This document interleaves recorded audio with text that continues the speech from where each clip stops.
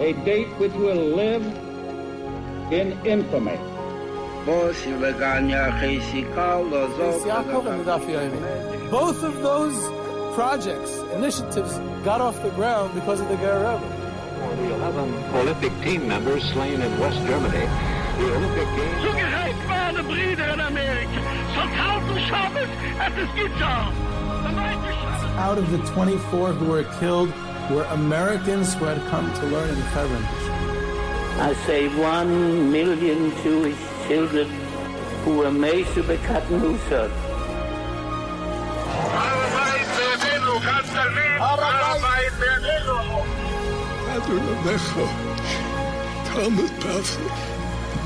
Whoever heard such beautiful words? It is never too little. It is never too late. And it is never enough. Jewish History Soundbites, bringing alive the world of our glorious past. Here is our host, live from Jerusalem, Jewish historian and tour guide. Welcome everyone to Jewish History Soundbites. This is Yehudi Geber with another episode of Jewish History Soundbites, and this tribute episode to Rav David Soloveitchik has been generously sponsored anonymously by a Talmud of his, Le'ili Nishmasa. It should be in his memory. It was a very rough day for the Jewish people a couple of days ago. 3 losses of Torah leaders in one day. Rav David Soloveitchik and Rav Yitzchak Shiner, Kamenetz, and Rabbi Dr. Abraham J. Twersky, a famous psychiatrist and rabbi. Definitely all 3 of them deserve an appropriate tribute episode on Jewish History Soundbites. I always like to take these great people and put them in their historical context so we can better understand their contribution to the Jewish people and to Jewish history. So this one will be devoted to Rav David Soloveitchik, so hopefully we'll get to the other ones at a future opportunity. So if you'd like to sponsor one of those tributes or any other episode of Jewish History Soundbites, so please be in touch with me about sponsorship opportunities. I do want to thank. I didn't know Rav David personally at all. I met him a couple of times, but I wanted to have the opportunity to speak to people who did know him. So I had the opportunity to speak to a couple of Talmidim of his, and I want to thank them for their contribution to information and stories about Rav David and his world. So I want to thank you, Dovi Zatterer, and Rabbi Yitzchak David Keller, who assisted with the information and the preparation of this podcast. And both of them insisted that there's many other Talmidim who are much older and greater than they, and they minimize their contribution, but I don't want to minimize it at all. Before we go into it, I just want to mention a couple of letters I received from the recent episode we had on Rav Shulam Eliezer Ratzfert, the son of the Divrei Chaim. One of them shared a contemporary edition. Here it goes. You should be aware that there is a Reb Sholem Eliezer de Ratzfert Shtibel that was started in Borough Park in the last few years and now boasts a healthy and growing chevra of over 100 plus members. The chashuv, a young Rav of this shul, is Reb Chaim Hirsch Teitelbaum Shlita, who is a grandson of the Satmar Rebbe. I presume he means one of the Satmar Rebbes. And another one who just wrote this in, Rabbi Abraham J. Twersky, who I just mentioned, who just passed away, was a son of the oldest daughter of the Kedushas Tzion of Babov. In other words, he is also a great-grandson of the Ratzfert Rebbe, who was the subject of your podcast. Also, some people submitted different versions and testimonies of his going to the gas chambers, which adds a lot to the story also.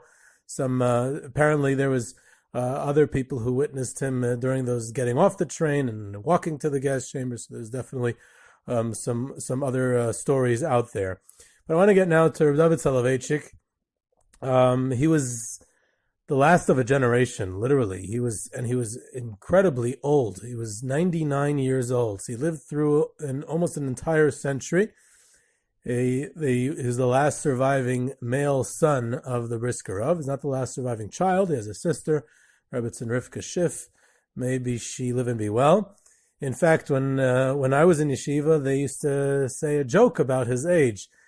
They said that he has no tradition. In Brisk, they're all about the Messiah, the tradition, and everything is done according to tradition. And they said he has no Messiah how to live at this age because he's the first Brisker to live so long. His father, his grandfather, his great-grandfather, no one had merited such a long life. So he has no tradition in the family about what he's supposed to do at the age of 80 and 90 and 95 and older. His age became legendary because he belonged to another generation, another world. He grew up in Brisk. I remember that people thought he was so old. I had a funny encounter in yeshiva. There was someone who came up in the conversation that someone who had passed away might have been the last one in the world. This is going back, 15 years ago or so. The last one in the world who had seen Reb Chaim Brisker, the grandfather of Rav David Soloveitchik. And someone got up and said, "What are you talking about? Rav David Soloveitchik is alive and well, and he at his bris, Reb Chaim Brisker was his sandik."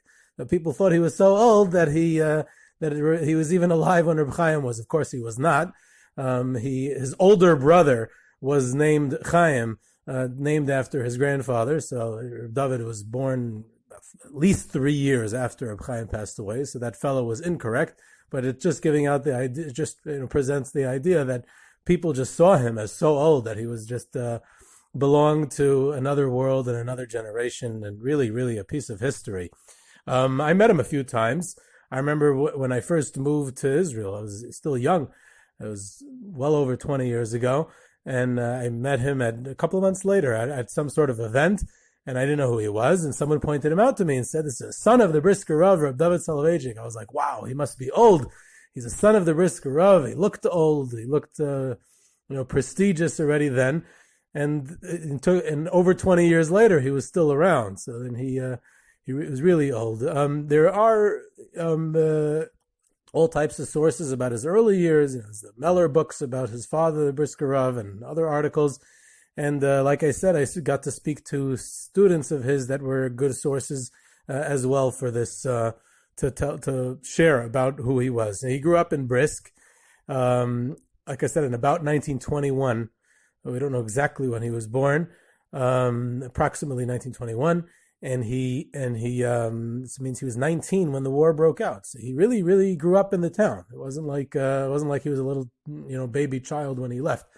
And I remember hearing Reb Aaron Leib Steinman mentioning how he remembers Reb David Soloveitchik in Cheder. He remembers. I think Reb Stein was a drop older, but he remembered him. They attended the same Cheder together. And he grows up, and his father, the Brisker Rov, is his primary Rebbe. And then it comes the time at the beginning of the war when they have to escape from Europe. So he joins up with his father. His father was on vacation, and his father had asthma. Brisker Rov had health issues, and his doctors had ordered him to go and spend an extensive amount of time. And he used to take the opportunity every summer to spend them in the mountainous resorts areas to help his lungs and his breathing. It was something that it was very important for his health. Later on, he would do the same when he would travel to Switzerland every year. So Rav David is at home in Brisk with his siblings, with his mother, Rebbetzin Alta Hindel, and the Rav is out with in Krenitz, wherever he went every summer, with his oldest son, Rav Berel. And the war broke out, and the Brisker Rov makes it to Warsaw, and then he escapes to Vilna. A whole harrowing escape, and there's quite a lot of details and a whole story. And in the meantime, the rest of the family is still in Brisk, and the Rebbetzin sends the children in a couple of shifts to join their father. And in one of the I think the first shift, Reb David goes with a couple of his siblings to join their father. You have to remember that in the Molotov-Ribbentrop Pact, so the secret clause of that pact, which is signed a week before the war begins in 1939, is that the division of Poland. So the Red Army enters eastern Poland, and the German, the Wehrmacht enters central and western Poland. And Brisk is in the eastern part. In fact, Brisk was Brest-Litovsk, was a place where the German and Russian armies met, and they actually had a joint march together, military march together, the two allies. Amazing picture they have of these two armies who were allies, and then later on in the war, had the most bloody war against each other in human history. But that took place in Brisk, actually. So Rav David, now under the Soviets, he escapes to join his father, and he joins up with him in Vilna, and from there they escape to Israel. The Rav comes with a bunch of his kids, with 7 of his children, 5 boys and 2 girls, and unfortunately the Rebbetzin and the other 3 children were not able to make it out, and they were later killed by the Nazis. This is Rav David's siblings and his mother.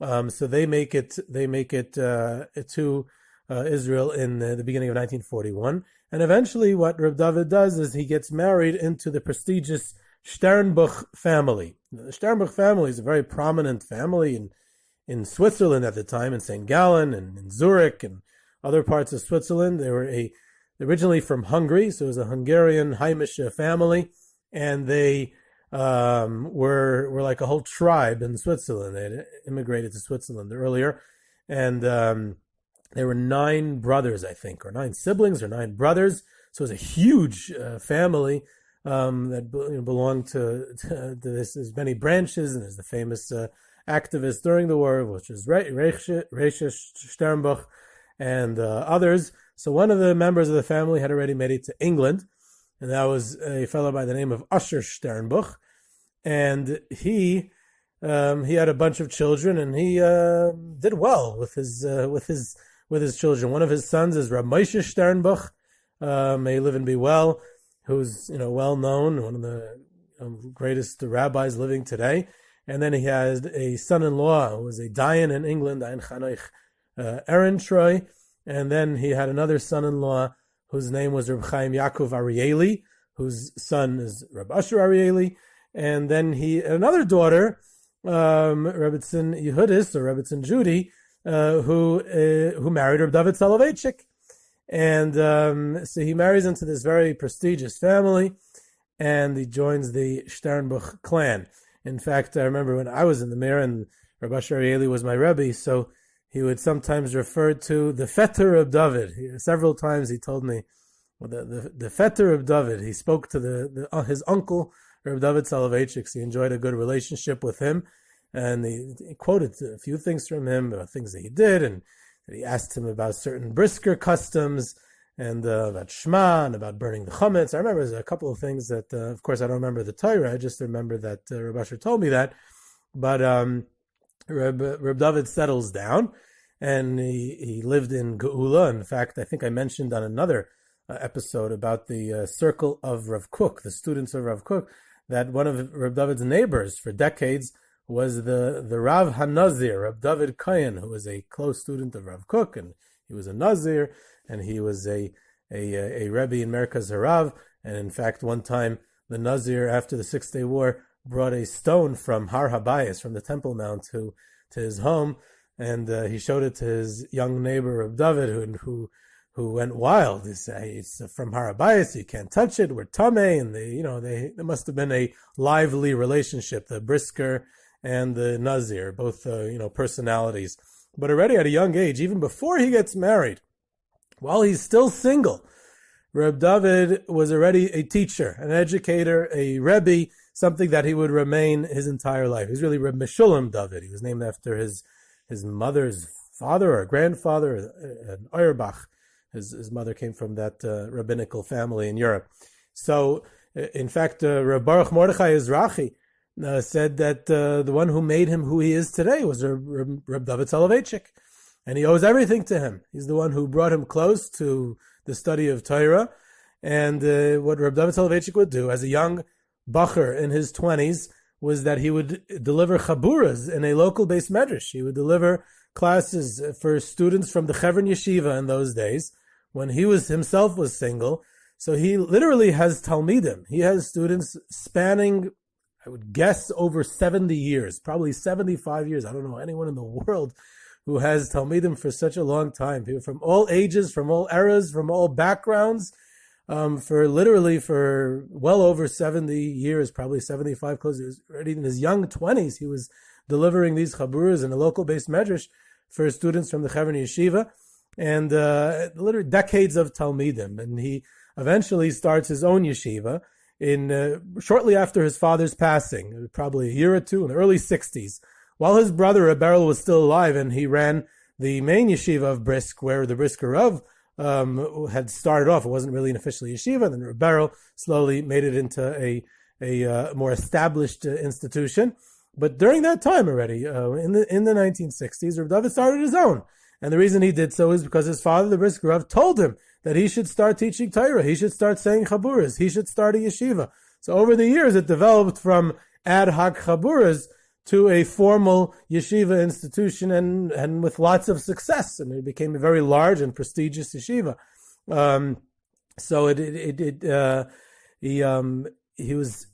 He starts early on, and like I said, with these Chevron Bachurim, but it eventually becomes his own institution. The current building, of course, is much newer. It's only a little over 20 years old. They moved into their own building into the Yerushalayim neighborhood, right off of Ezra's Torah. But the yeshiva was around for a long time before that. When his father was alive, when the Brisker was alive, so he wrote down his father's Torah. After his father's passing, that's when he began writing his own. And he had some of the original writings of his father's, Chidushay Torah he had, and then he went on to write much of his own. His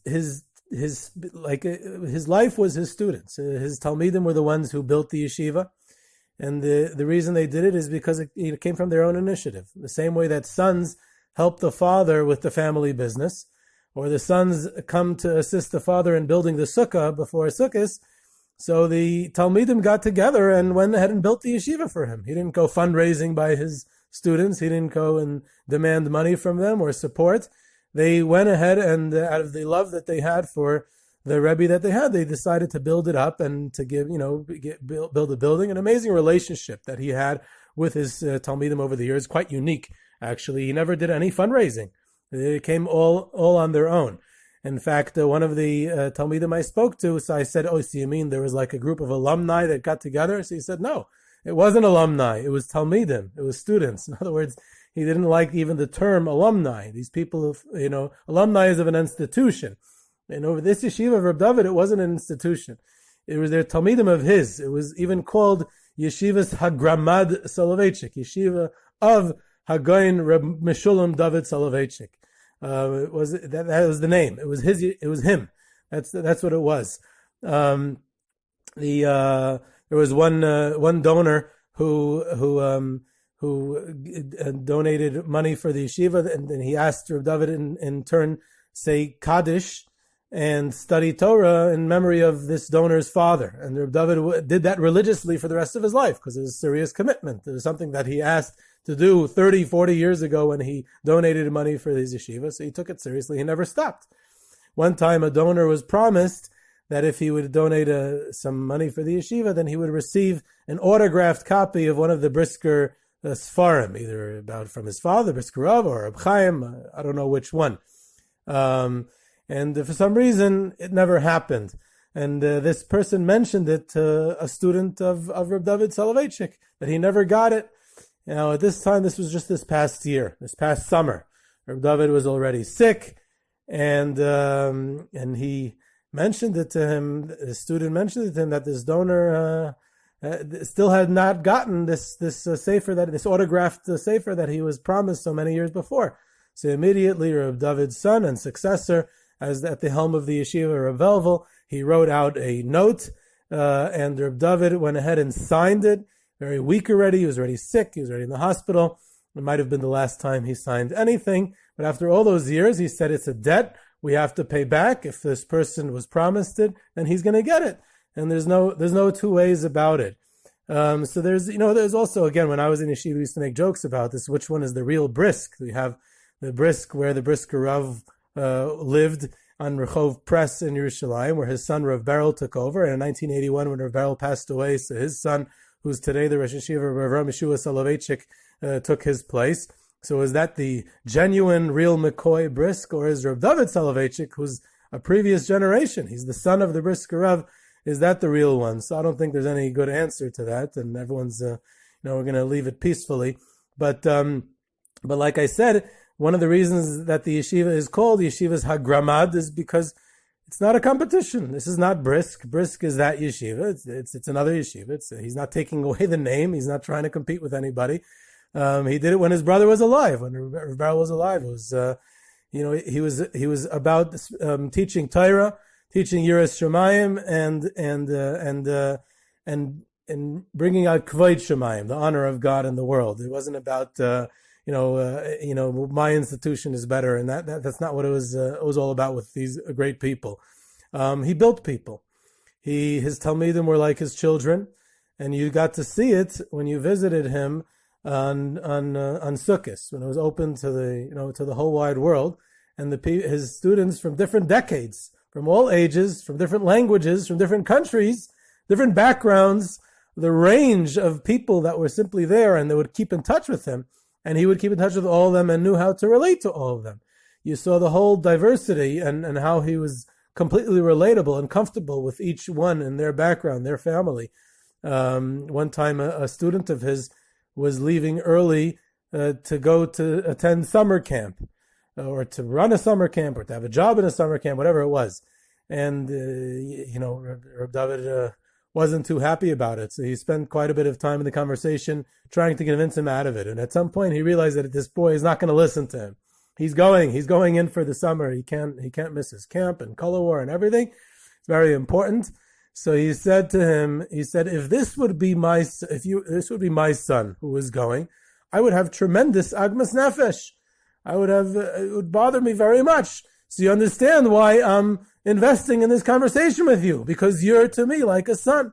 There was no difference to him if it was his son or if it was his student. He would daven very often by the Kaisel, once a week at certain points in his life, once a month. He would also go to Kever Rachel, and he would daven for his Talmidim to have success. He would daven for every single one of his Talmidim. One time, a student went in to speak to him and said, he asked him, what are you doing in America? When you moved back, what are you doing there? And he said, I'm affiliated with a kollel in the place where I live. So he said, there's Talmidim who come back and they say that they became a lawyer. I don't have a yeshiva to make lawyers. That's not what my yeshiva is for. So I'm happy that you told me that you're affiliated with this kollel. So he had his expectations, a certain brisker elitism also out of the products that he was trying to produce. He was the only brisker, especially of his generation, who allowed his own sfarim and his own chidushim to be published while he was still alive. He was a little bit different. He wanted it to be able to be accessible. He even gave his approval to the history books written about Brisk by Shimon Meller and others, to write about the Brisk, as long as you're accurate, as long as you write it with detail. He was a phenomenal storyteller, and with the very, very Brisk trait of attention to detail, of saying when he would describe his childhood in Brisk and things that he remembered, he would take the street names and exactly where it was, and there's nothing that he ever forgot. He remembered everything about the town as if he had never left it, and when relating stories, I appreciate these things about how the accuracy and the detail and the attention to details was something very important to him.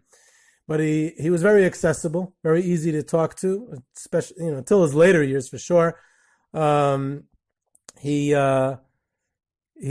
said his son Rav Elvel is married to the daughter of Rav Beryl Povarsky, the Yeshiva in Panovich, and his mechutin Rav Beryl Povarsky mentioned that when you see Rav David Soloveitchik, you see the essence of Yiras Shamayim, a fear of God. It tells the Rosh Yeshiva that recently passed away, Reb Chaim Dov Keller, He said he would advise his students who were going to Rav David Soloveitchik's yeshiva, they would say to chap yiras shamayim, to get the yiras shamayim from Rav David. Now, why is that? Again, there's a lot of people who have yiras shamayim out there. The reason I thought that it was so interesting is because most people, when they're going to a place like Brisk, it's to become a brisker. There's a certain style of learning. There's the analytical style of Reb Chaim and the Brisker Rov. When you're going to Brisk, you're going to study Kudshim. You're going to get the derech halimud. They're getting to the style of learning of Brisk. It's all revolving around the intellectual pursuit of the type of Talmudic study that's expected in a Brisker institution. And here we have a bit of a unique situation. The reason to go to Rav David Soloveitchik is, of course, all that, but it's for much more also, because Rav David personified yiras shamayim, and that's what people saw about him. In fact, they would have sometimes at his house, at the occasions, it was a Yantif, it was Purim, or it was Shabbos, they would be singing at his house, and the singing, he would get really into it. He was almost like a Rebbe, and he would get into the singing.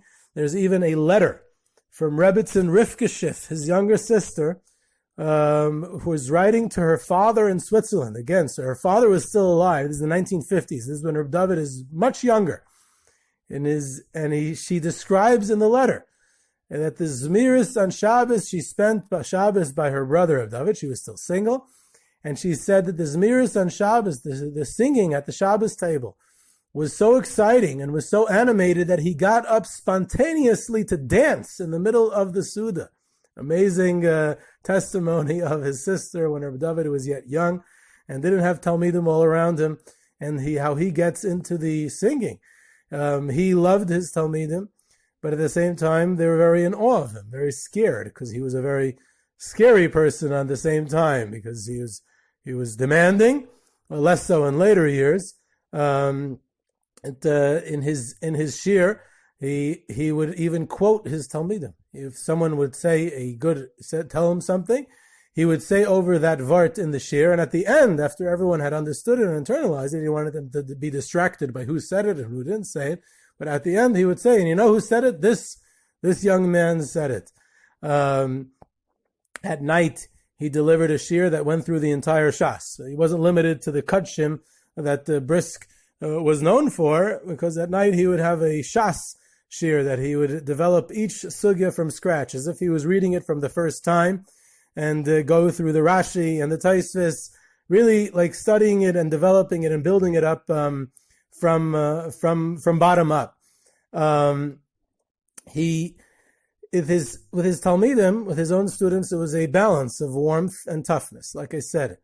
But when it came to public stances, he took a very strong and often very extreme view, and he wasn't shy about it. He believed very strongly about his positions as far as ideological positions about Zionism, very, very anti the Zionist ideals and the government, and he spoke out. He spoke out publicly whenever he felt the need to do so, because it was his conviction, both the Brisker tradition from his father and grandfather, and also of truth. And that's and the issues of the day that were confronting the Jewish people. He would not be shy about it. Here's a couple of good stories that I heard shared by these students of his. One time when Rav David made a wedding for a grandchild, so the different Talmidim in the yeshiva who are going home to the United States and were going to come back before the wedding, so the different ones were tasked with bringing something from the United States to help to participate with the wedding. So one student asked him, "What can I bring? What can I get you?"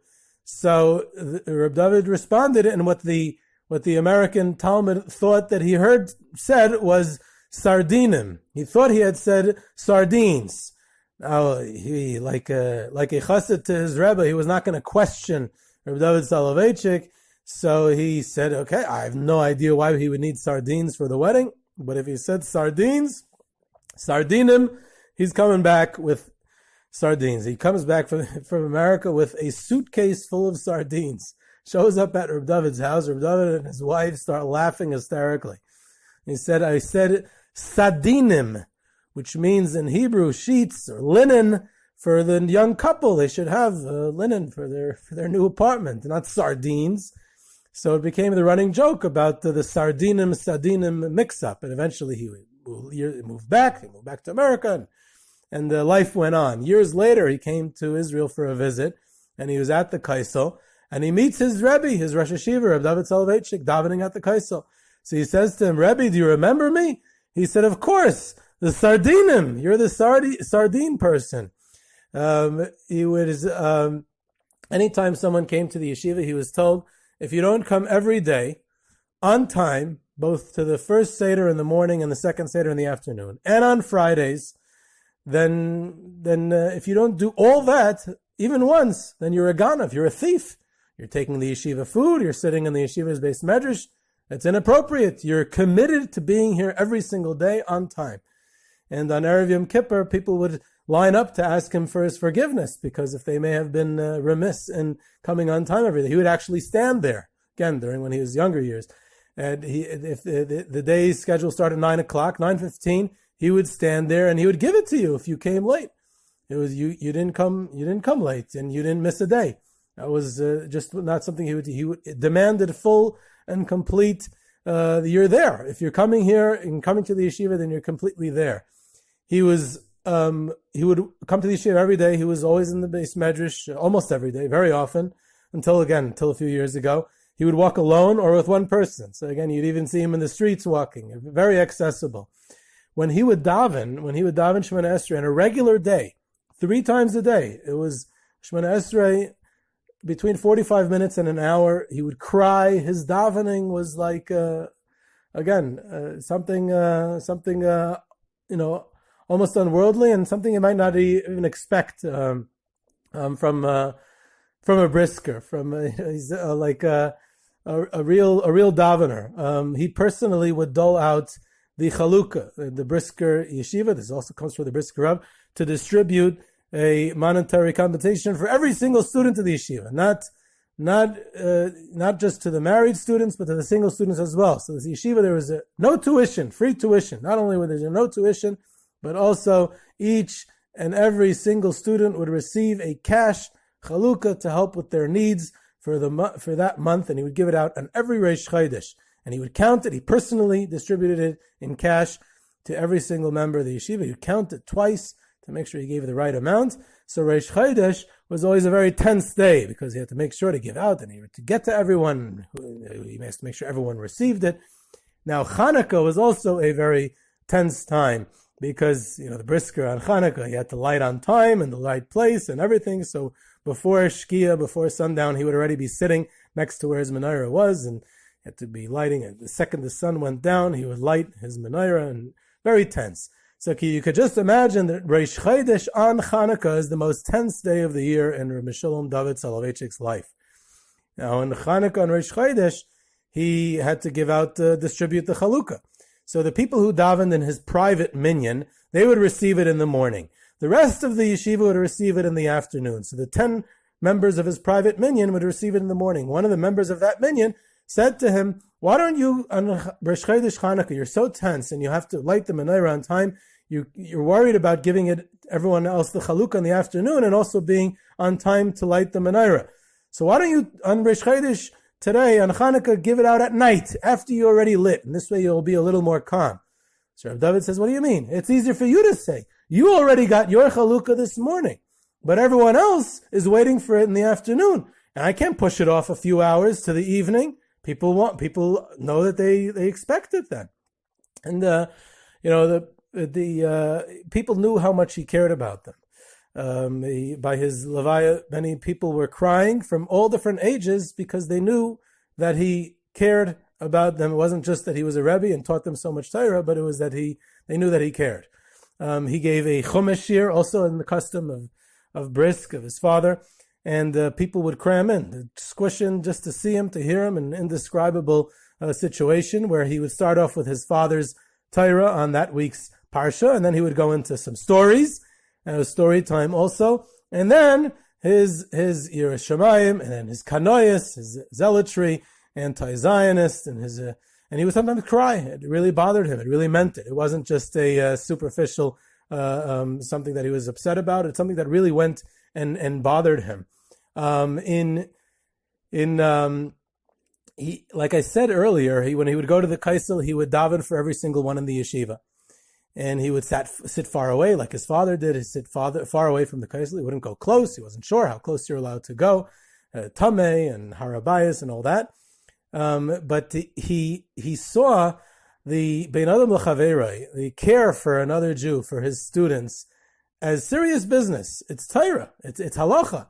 When you asked him to daven for you, he would so for someone in the family, or you had to come back to him and give him an update, because if you didn't, he would daven forever. You asked him to daven, so he's going to go ahead and daven. So getting back to his visits to the kaisel to daven for the guys in the yeshiva, so there was once, there's a legend that went in the yeshiva, so hopefully it happened. If not, then it could have happened. Then there was a fellow who was not accepted. He said, I don't have room, I can't accept you. So he said, can I at least sit in the Beis Medrash with the Chavrusa and study Torah in the Beis Medrash? So he said, okay, you could do that. A few months later, he said, I'm learning in the Beis Medrash. Can I eat food from the yeshiva also? So he says, okay, you know what? You're a good boy. You can eat food in the yeshiva. You can do this, you can do that every couple of months, another thing. He said, but every time Rav David Soloveitchik would remind him, but you're not really in yeshiva. You're not accepted. So finally he said to him, what does it make a difference?